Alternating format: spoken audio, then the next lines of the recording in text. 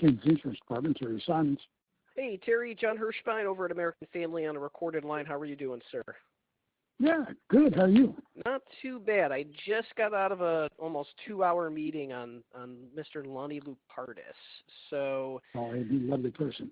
yeah, I don't know how much information the Department of Insurance has shared with you with the multiple complaints that he's filed, which were unsubstantiated. And I remember seeing some emails from our attorney that we hired with some other investigator with the states. I don't know if they were like a supervising investigator. I'd have to go back and look through my records. But this guy I think he was also trying to file a complaint against the DOI with the governor because he wasn't happy with the state saying that basically his complaints against us were unsubstantiated. So, you still there?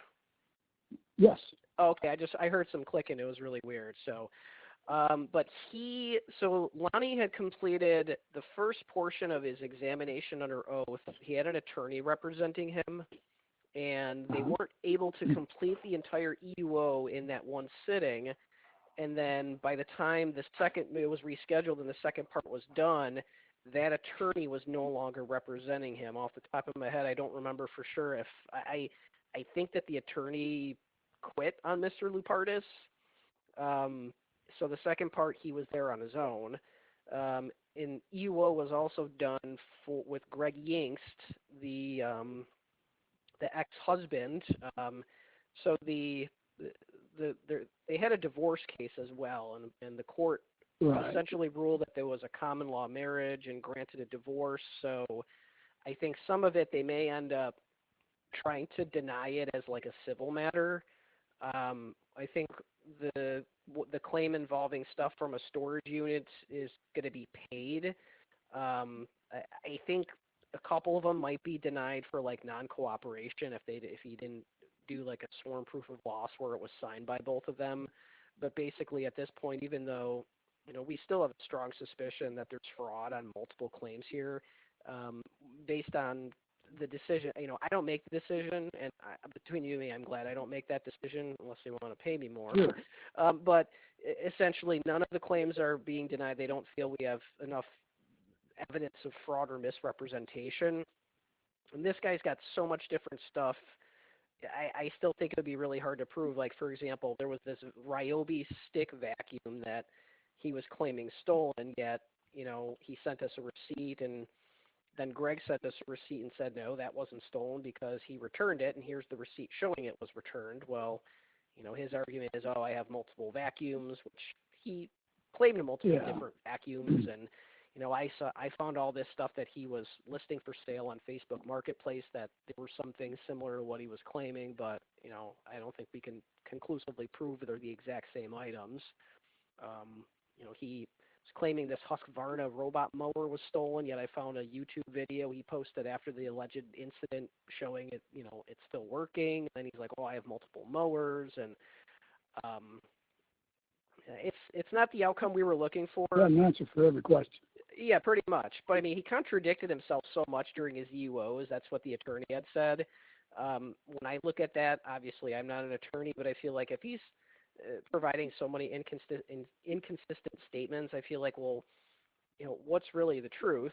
And even my manager had said, why can't we deny these for misrepresentation? Because he's provided so many inconsistent statements and information throughout the investigation of all these claims. But, the way that things work at American Family, our SIU department, we're not adjusters. We don't make claim decisions. We gather the information to allow the adjusters and their management to come to the conclusion that they need to come to. So, sure.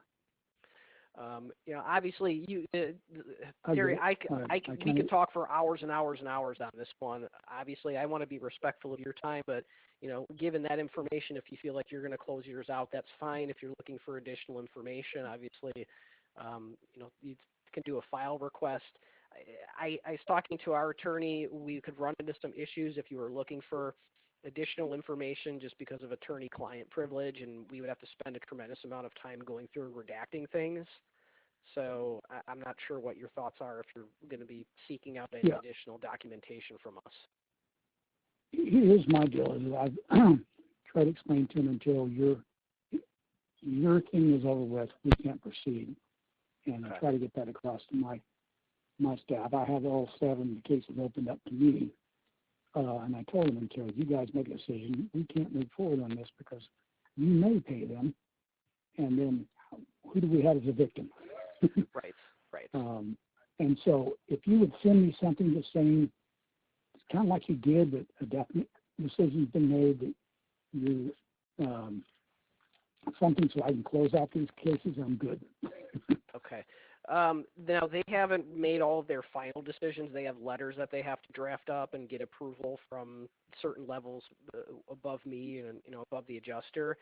So I'm going to be going out on PTO in a couple of days for about a week and a half. So my thought is I'm going to circle back with them after I'm back. And once I've got some more solid clarification, I can follow up with you if that's okay. That's fine. And I'll just tell them that at this point in time, it looks like you're not denying anything for misrepresentation, and you're going to get a confirmation later on. Okay. And that I'll just leave them set like that then. Okay. Sounds good, sir. Any questions or anything else?